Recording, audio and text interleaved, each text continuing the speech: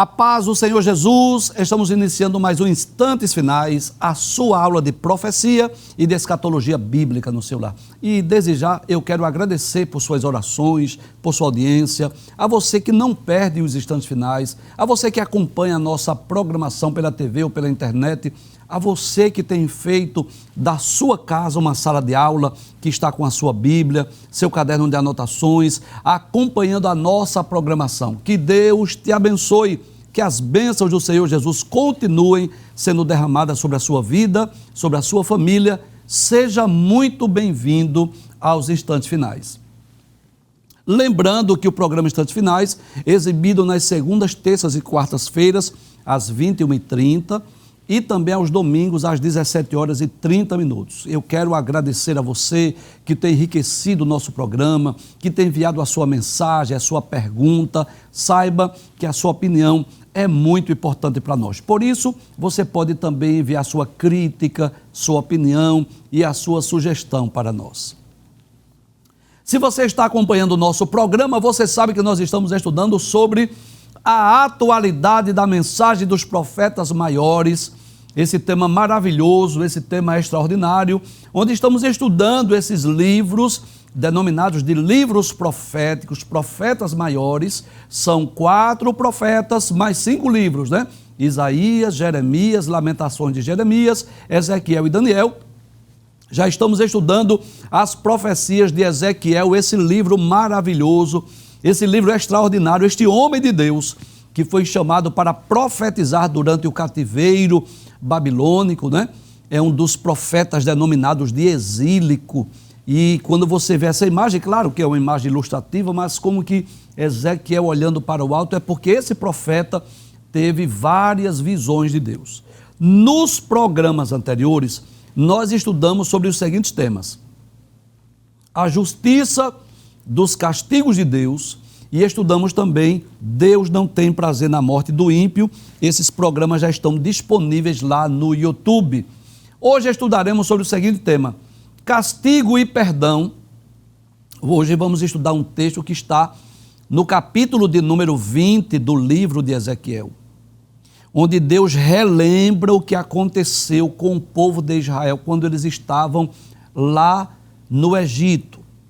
Na versão Almeida, revista e corrigida, o título ou o tema do capítulo 20 é As abominações da casa de Israel depois do Êxodo, e na Bíblia Viva, a epígrafe diz: Deus recapitula a história da desobediência de Israel. Então, o que é que Deus vai falar aqui no capítulo 20? Que assim como o povo de Israel, que saiu lá do Egito, cometeu abominações, semelhantemente o povo de Israel, eles foram enviados para o cativeiro babilônico por causa de suas abominações, mas que Deus iria trazê-los mais uma vez, como os trouxe lá do Egito. Deus está prometendo trazer o seu povo mais uma vez. Então, quando o tema do programa hoje fala sobre castigo e perdão, é castigo para os rebeldes, castigo para os idólatras, castigo para os desobedientes e perdão para aqueles que se voltarem para Deus, aqueles que se arrependerem. Veja o que diz a introdução da nossa aula. Nós dizemos assim, que o texto de Ezequiel, capítulo 20, versículos 33 a 44, fala de 2 temas principais. Quais são, professor? Castigo e perdão. Por intermédio do profeta Ezequiel, o Senhor Deus afirma que Israel rejeitou a aliança e se prostituiu com os ídolos, ou seja, tornou-se pagã, tornou-se idólatra. No entanto, Deus promete que vai restaurar Israel e trazê-los de volta à sua terra. Ele diz que vai purificar os que se arrependerem e promete que vai fazer uma aliança com Israel. Em resumo, Deus julga Israel por sua desobediência, mas promete restaurá-los e fazer uma nova aliança com eles, como veremos a seguir. Então hoje nós vamos estudar esse capítulo 20, como já dissemos, a partir do versículo de número 33. Mas para que você tenha uma compreensão melhor do assunto, eu vou lhe aconselhar que você leia a partir do versículo 1. Por exemplo, os versículos 5 e 6 que estão dentro desse contexto, diz assim, na Almeida Revista e Corrigida.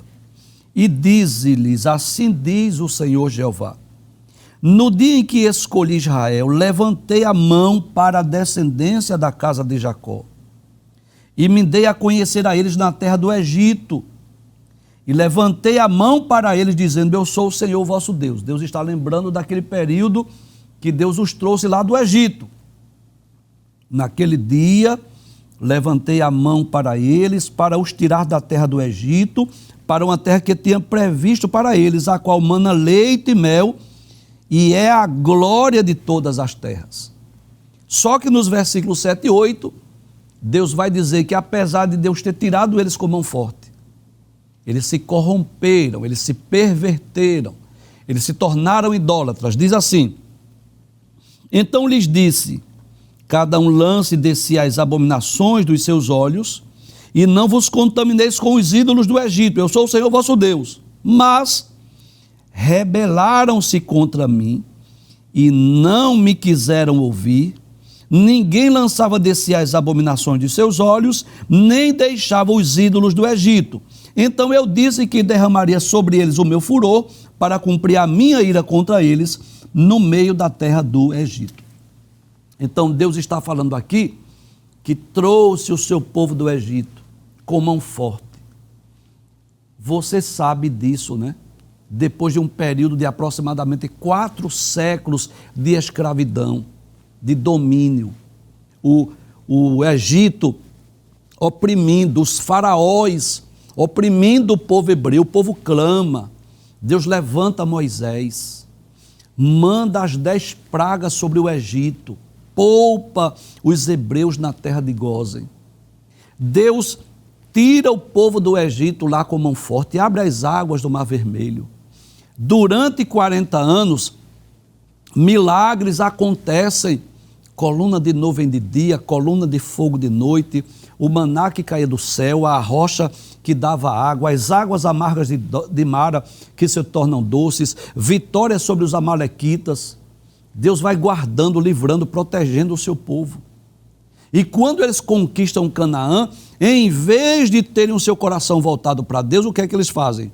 Eles vão adorar ídolos, vão adorar deuses, imagens, os ídolos dos cananeus.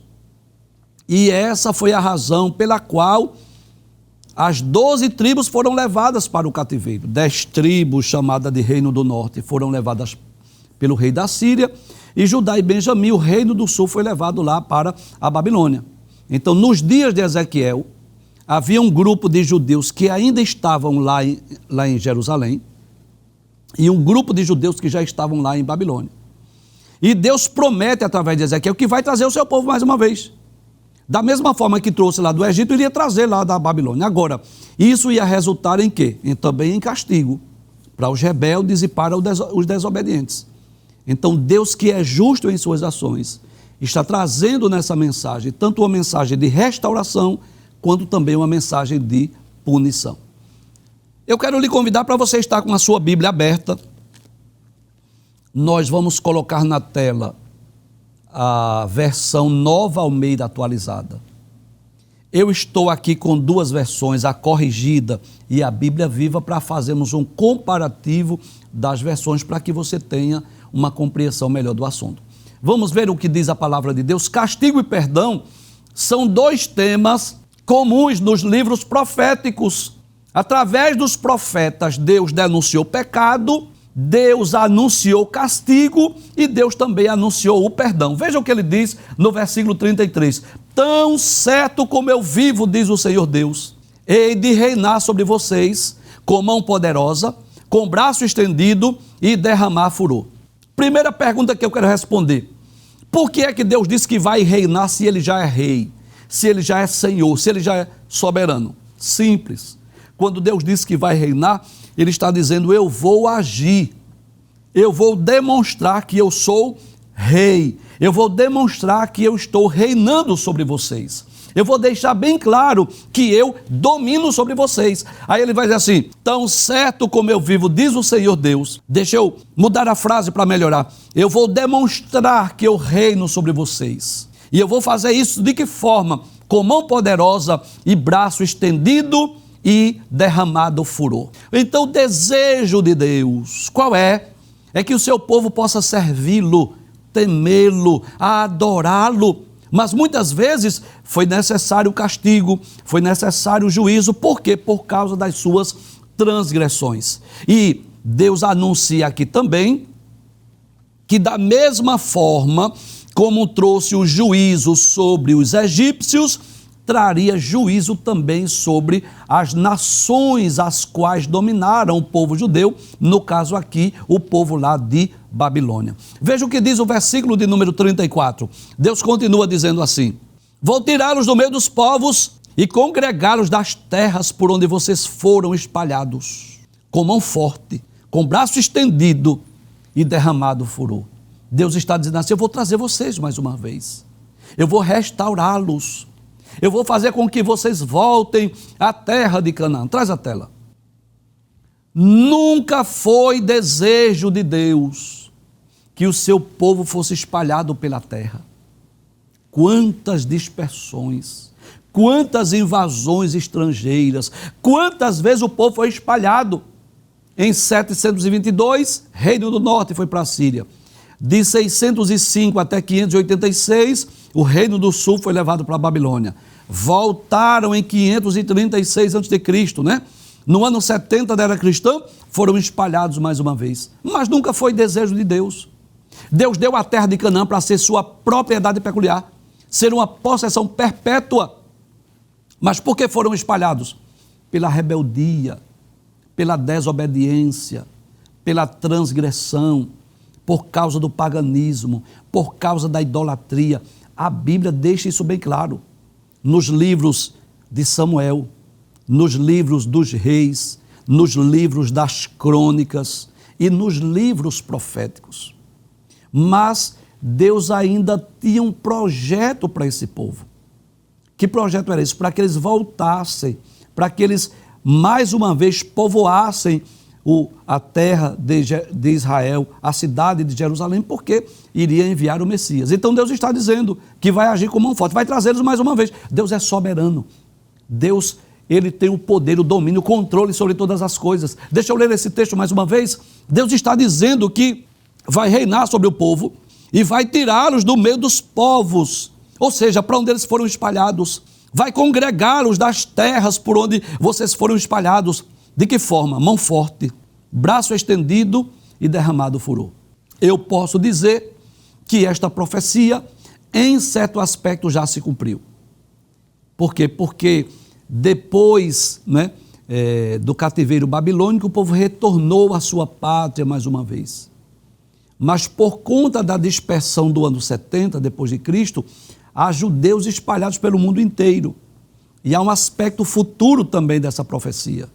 Quando no futuro Deus trará o seu povo mais uma vez para habitar em Canaã, mas isso ocorrerá no período do reino milenial. Versículo de número 35 diz assim, 35 e 36, Deus diz assim: vou levá-los ao deserto dos povos e ali entrarei em juízo com vocês, face a face. Como entrei em juízo com os pais de vocês no deserto da terra do Egito, assim entrarei em juízo com vocês, diz o Senhor Deus. Deus está falando de quê? De castigo, de juízo, de punição. Observe na Bíblia Viva, capítulo 20, versículo de número 35 e 36, diz assim: vou levar vocês para o meio de um deserto e ali julgarei vocês face a face. Como julguei os seus antepassados depois de saírem do Egito no deserto, assim também vou julgar pessoalmente todos vocês. Palavra do soberano Senhor. Então, quando nós lemos a história do Êxodo, aqueles 40 anos de milagres que já falei aqui, também foram 40 anos de punições, de castigo. Se lermos os livros do Êxodo, de Números e Deuteronômio principalmente, Levítico também, mas nem tanto, mas principalmente Êxodo, Números e Deuteronômio, nós vamos ver que muitas vezes Deus puniu o povo, quando eles se rebelaram, quando eles transgrediram, quando eles pecaram, quando eles adoraram o bezerro de ouro, quando eles queriam se opor à liderança de Moisés, quando eles estavam murmurando. Deus castigava o seu povo. Mas eu já falei aqui que esse castigo visava um bem maior. Que bem maior era esse, professor? A restauração do povo. Deus age como um pai que disciplina, que corrige, que pune, que castiga, mas visando um bem maior. Quando um pai corrige, disciplina seu filho, ele não faz isso só por ter o prazer. Não é que ele sente alegria, é para que seu filho não erre mais, não peque mais. Deus estava dizendo através de Ezequiel: eu vou levá-los ao deserto mais uma vez, eu vou puni-los, eu vou castigá-los, eu vou exercer juízo. Olha o tema do programa: castigo. Castigo e perdão, as duas coisas estão presentes. E por que é que Deus pune? Por que é que Deus castiga? Para que o povo possa melhorar, para que possa servir melhor. Abre a tela mais uma vez. Vou levá-los ao deserto dos povos e ali entrarei em juízo com vocês, face a face. Como entrei em juízo com os pais de vocês no deserto da terra do Egito, assim entrarei em juízo com vocês, diz o Senhor Deus. Versículo 37 diz assim, 37 e 38. Eu os farei passar debaixo do meu cajado e os farei entrar no vínculo da aliança. Então, debaixo do cajado, Deus está agindo o quê? Deus está agindo como um pastor que usa o cajado para trazer a ovelha para o redil, para o rebanho. Tirarei do meio de vocês os rebeldes e os que transgrediram contra mim. Eu vou tirar do meio de vocês. Eu vou fazer uma limpeza aqui, eu vou fazer uma purificação. Eu vou usar o meu cajado. Eu vou tirar do meio de vocês os rebeldes, os transgressores. Eu os farei sair da terra onde estão morando, mas eles não entrarão na terra de Israel. E vocês saberão que eu sou o Senhor Deus. Então observe que Deus está dizendo assim: eu vou usar o cajado, eu vou exercer juízo, eu vou punir, eu vou castigar. Então o que é que Deus quer do seu povo? Que o povo obedeça a sua lei, seus mandamentos, a sua palavra. Todas as vezes que Israel transgride, todas as vezes que Israel desobedece, Deus pune, Deus castiga. Ora com praga de gafanhotos, ora com seca, ora com terremoto, ora com a espada de uma nação mais poderosa, mas Deus sempre está castigando e punindo o seu povo. Versículo 39, Deus diz assim: quanto a vocês, ó casa de Israel, assim diz o Senhor. Assim diz o Senhor Deus, que cada um vá e adore os seus ídolos, agora e mais tarde. Vocês não querem adorar ídolos, né? Vocês não querem adorar os deuses dos cananeus? Então vá, adore. Vocês têm livre-arbítrio, vocês têm o direito. Vocês não querem ir? Podem ir. É isso que Deus está dizendo. Vá agora e mais tarde, já que vocês não querem me ouvir. Então observe que Deus está entregando o povo ao seu desejo. Vocês querem ir adorar? Vocês podem ir, vocês têm o direito, vocês têm a liberdade, vocês têm o direito de escolha. A arma mais poderosa que Deus entregou nas mãos do ser humano chama-se o livre-arbítrio, o direito de escolha. Então observe que coisa interessante. Deus poderia evitar que Adão comesse do fruto da árvore do conhecimento do bem e do mal, sim ou não? Sim, poderia, mas evitou? Não. Por quê? Adão tem livre-arbítrio. Deus poderia evitar que Caim matasse Abel? Sim, claro. Deus poderia evitar que houvesse aquele assassinato. Falou com Caim: olha, domine esse desejo aí. Por que é que você está triste? Se você fizer o bem, vai haver aceitação. Se você ofertar corretamente, eu vou receber a sua oferta. Mas Deus impediu? Não. Por quê? Livre-arbítrio. Deus poderia ter evitado que o seu povo fosse rebelde, idólatra, pagão, adorasse outros deuses. Poderia, sim ou não. Mas eles têm livre-arbítrio. É isso que Deus está dizendo ao povo. Deixa eu ler o texto mais uma vez. Quanto a vocês, ó casa de Israel, assim diz o Senhor Deus, que cada um vá e adore seus ídolos, agora e mais tarde, já que vocês não querem me ouvir. Vocês querem, então pode ir, vá. Querem ser idólatras, pagãos? Podem adorar. Agora ele diz: mas não profanem mais o meu santo nome com as suas dádivas e com os ídolos de vocês. Não profanem mais o meu santo nome. Então Deus está dizendo assim: se vocês querem servir a outros deuses, sirvam. Se vocês querem se encurvar diante de imagens, de ídolos, de escultura, vocês podem ir. Agora, profanar o meu nome, eu não vou mais permitir. Porque quando nós lemos o livro de Ezequiel, nós vamos perceber isso. Que o povo estava, parte do povo lá em Jerusalém e parte do povo lá em Babilônia. Capítulo 8 de Ezequiel, se você ler esse texto, você vai perceber que o povo que estava em Jerusalém, mesmo debaixo do juízo, mesmo debaixo do castigo, ainda estavam profanando o templo. Ainda estavam levantando deuses, altares, dentro do templo de Jerusalém. O templo que foi construído para a adoração a Jeová estava sendo lugar de culto a outros deuses. Deus estava dizendo isso: eu não vou permitir mais. Querem adorar ídolos? Adorem. Querem servir aos baus da terra? Vocês sirvam. Agora, profanar o meu nome eu não vou permitir mais. Veja o que diz o versículo de número 40. Deus diz assim: porque no meu santo monte, no monte alto de Israel, diz o Senhor Deus, ali toda a casa de Israel me adorará, toda a casa de Israel naquela terra. Que monte é esse? É o mesmo monte Moriá, onde Abraão foi imolar seu filho Isaque.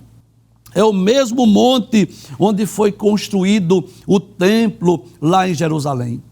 Deus estava dizendo: eu não vou permitir mais que você profane o meu nome, nem levante deuses ou ídolos ou imagens de escultura no meu santo monte. Volta a tela mais uma vez, por favor. Aí Deus diz assim: ali me agradarei deles, ali requererei as ofertas de vocês, as primícias das dádivas e todas as coisas sagradas. O que é que Deus está dizendo? Eu vou fazer com que vocês voltem.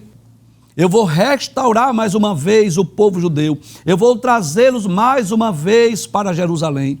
E eles vão voltar a me adorar, eles vão voltar a oferecer seus holocaustos, seus sacrifícios no meu santo monte. Esta profecia cumpriu-se na íntegra. Em 536 a.C., através de Ciro, isso está nos primeiros capítulos do livro de Esdras.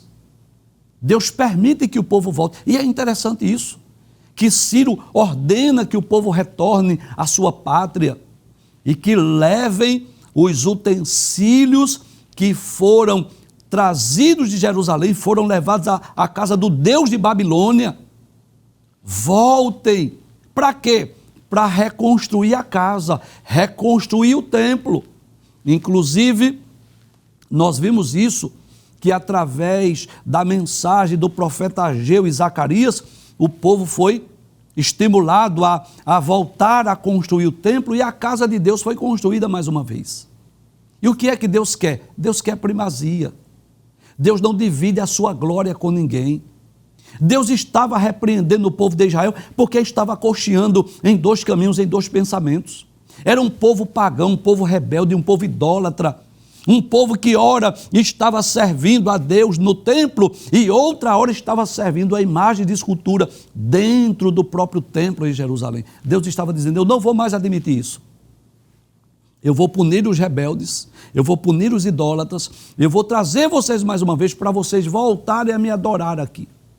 E você já me ouviu dizer aqui, mas eu vou relembrar mais uma vez, que o cativeiro babilônico foi uma espécie de hospital da restauração, para Deus curar o seu povo da idolatria, para que o povo reconhecesse que somente Deus é digno de louvor e de adoração, para que o povo não se curvasse mais diante dos deuses, dos ídolos, dos cananeus, dos povos daquela terra onde eles habitaram. Então, Deus está prometendo punir os idólatras, castigar os rebeldes, os desobedientes, mas Deus está prometendo também restauração. Vou trazê-los mais uma vez, eles voltarão para cá, eles vão me adorar. É isso que Deus quer, que o seu povo volte o seu coração para Deus e possa adorá-lo, possa servi-lo como outrora, como o povo serviu antes de enveredar pelo caminho da idolatria. Passa a tela mais uma vez, por gentileza. versículo 41, Deus diz assim: eu me agradarei de vocês como de aroma agradável, quando eu os tirar do meio dos povos e os congregar das terras por onde vocês foram espalhados. Ou seja, Deus está falando de um período de restauração. Vocês serão curados lá da idolatria, vocês serão curados do paganismo, vocês vão voltar para cá. E Deus diz: e serei santificado diante das nações por meio de vocês. Professor, quando foi que isso se cumpriu? Depois de 536, o povo retornou à pátria. E é interessante que eles foram em 3 levas lá para a Babilônia. 605 foi a primeira leva, que foi Daniel, Sadraque, Mesaque, Abednego. 597, que foi 10.000 judeus, que foi o profeta Ezequiel.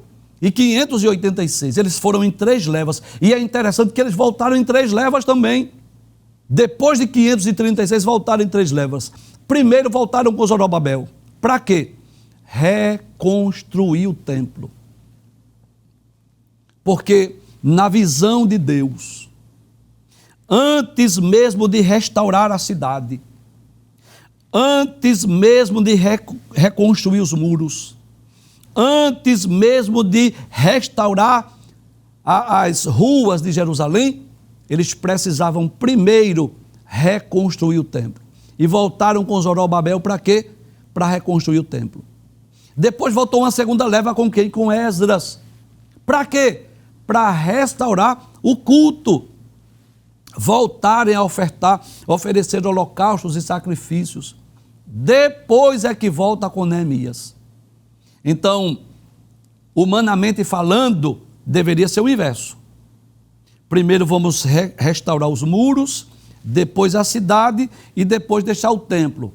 Na visão de Deus é diferente. Primeiro o templo, depois a cidade, depois os muros. Deus começa com o centro da adoração. Deus sabe da importância do templo para os seus servos. Eu costumo dizer que projeto do templo é projeto divino. Quando Salomão construiu o templo, quando Salomão dedicou o templo, Deus disse que os seus olhos, os seus ouvidos estariam atentos à oração daquele lugar. Nós vivemos um período em que, infelizmente, é um grupo de pessoas chamadas de desigrejados. Pessoas que acham que não precisam de templo, não precisa de pastor, não precisa de líder espiritual, que acha que pode servir a Deus do seu modo, do seu jeito, da sua maneira, da sua casa. E aqui eu quero me dirigir a 2 grupos de pessoas. Sem dúvida, há um grupo de pessoas idosas que por problemas de saúde não pode ir ao templo e estão em casa adorando a Deus, principalmente através da Rede Brasil de Comunicação. Glória a Deus por isso. Já que você não pode ir ao culto no templo, o culto vem para a sua casa. Você liga a sua TV ou vê aí do seu celular, do seu computador e adora, cultua, serve a Deus dentro da sua casa. Isso é um grupo de pessoas que não vão ao templo porque não podem. Mas há um grupo que pode e não quer ir. Eu pergunto a você, como você pode ser um soldado se você não tem um quartel, se você não tem um comandante, se você não tem um general? Eu pergunto a você, como é que você vai ser edificado se você não faz parte de uma comunidade cristã evangélica? Como é que você vai crescer espiritualmente? Como é que você vai desenvolver seus dons, seus talentos? Como é que você vai desenvolver seus dons e seus talentos se você não tem um lugar de culto e de adoração? Como é que você vai alimentar a sua alma? Como é que você vai ser enriquecido espiritualmente se você não participa do culto congregacional? Leia as páginas do Novo Testamento, veja Atos dos Apóstolos, que os irmãos estavam todos juntos, com alegria e singeleza de coração, estavam ali perseverando na doutrina dos apóstolos, na comunhão, no partir do pão, nas orações. Deus estava dizendo ao seu povo, eu vou trazer vocês de volta com mão forte, eu vou punir os rebeldes, eu vou punir os idólatras, mas eu vou trazer vocês, e vocês vão deixar de adorar ídolos, vocês vão servir a mim aqui neste monte, nesse templo. Deus estava falando de restauração espiritual. Deus estava dizendo ao povo judeu: eu vou restaurar vocês, eu vou trazê-los de volta. Deixa eu ler mais uma vez esse texto. Versículo 41. Eu me agradarei de vocês como de aroma agradável, quando eu os tirar do meio dos povos e os congregar das terras por onde vocês forem espalhados, e serei santificado diante das nações por meio de vocês. Vocês vão voltar para cá, vocês vão me adorar aqui, vocês vão me servir aqui nesse monte. Versículo 42, Deus diz assim: vocês saberão que eu sou o Senhor, quando eu os fizer entrar na terra de Israel, na terra que jurei dar aos seus pais, aos pais de vocês. Glória a Deus. Eu penso nas duas alegrias do povo de Israel, em períodos distintos, claro. Primeira alegria, nos dias de Josué, quando eles vinham lá do Egito, conquistaram a terra de Canaã. A alegria da conquista. Assim, essa terra agora é nossa, essa terra pertence para nós. Mas eu penso também na alegria quando eles retornaram lá de Babilônia. É claro que a maioria dos que voltaram nasceram lá em Babilônia ou foram levados crianças e voltaram já adultos, mas voltaram para conquistar, para se cumprir a palavra de Deus. Mas perceba que antes de restaurar geograficamente, fisicamente, Deus queria restaurá-los espiritualmente. A restauração de Deus começa no íntimo, a restauração de Deus começa no coração. Versículo 43, Deus diz assim: ali vocês se lembrarão dos seus caminhos e de todas as ações com que se contaminaram e terão nojo de vocês mesmos por todas as maldades que fizeram. A verdade é essa. Quando a pessoa se converte, quando a pessoa se arrepende, passa a ter nojo do que fez. Passa a ter nojo do que praticou. A verdade é essa. Isso é um sinal de conversão genuína. Um sinal de um arrependimento verdadeiro. A pessoa passa a ter nojo daquelas práticas de outrora. Versículo 44, para concluir. Deus diz assim: saberão que eu sou o Senhor, quando eu agir com vocês por amor do meu nome, não segundo os seus maus caminhos, nem segundo as suas ações corruptas, ó casa de Israel, diz o Senhor Deus. E o que é que nós podemos aprender aqui com esses dois temas principais? Castigo e perdão. Para os idólatras, para os ímpios, para aqueles que desobedecem, para aqueles que transgridem, para aqueles que se apartam, para aqueles que se afastam de Deus. Esperar o quê? Bênção? Não. Prosperidade? Não. Riqueza? Não. Esperar o quê? Castigo, juízo. As páginas da Bíblia nos mostram isso. Que todas as vezes que Israel transgride, todas as vezes que Israel peca, todas as vezes que Israel apostata da fé, todas as vezes que Israel se torna idólatra, o que é que vem em troca?